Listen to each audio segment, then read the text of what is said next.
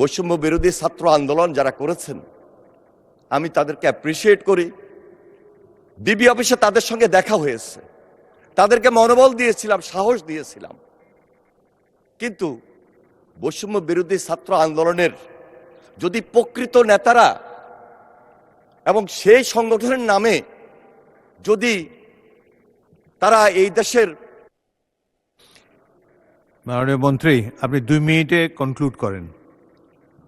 আমি শুধু এটাই বলবো, তারা যদি আরেকটা রাজনৈতিক দল না করে ওই বৈষম্য বিরোধী ছাত্র আন্দোলন নামেই থাকতেন, তাহলে ওই পাড় আর এই পাড়ের মাঝখানে আজকে তাদের সংখ্যা আরো বেশি বৃদ্ধি হতো মাননীয় স্পিকার।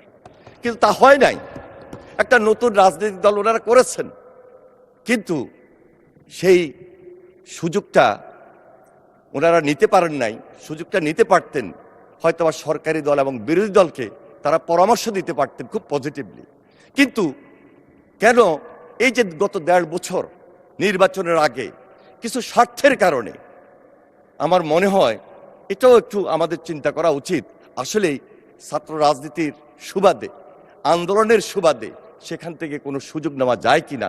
আমার মনে হয় কিছুটা সুযোগ কেউ না কেউ নিয়েছেন, সেটা আমাদের জন্য ক্ষতি হয়েছে মাননীয় স্পিকার, দেশবাসীর জন্য ক্ষতি হয়েছে আজকে। তাই আমি বলবো, জুলাই সনদকে কেন্দ্র করে বিরোধী দল এমনভাবে বিষয়টি উপস্থাপন করছে যেখানে সরকার ও বিরোধী দল মুখোমুখি একটা পরিস্থিতি তৈরি হয় না।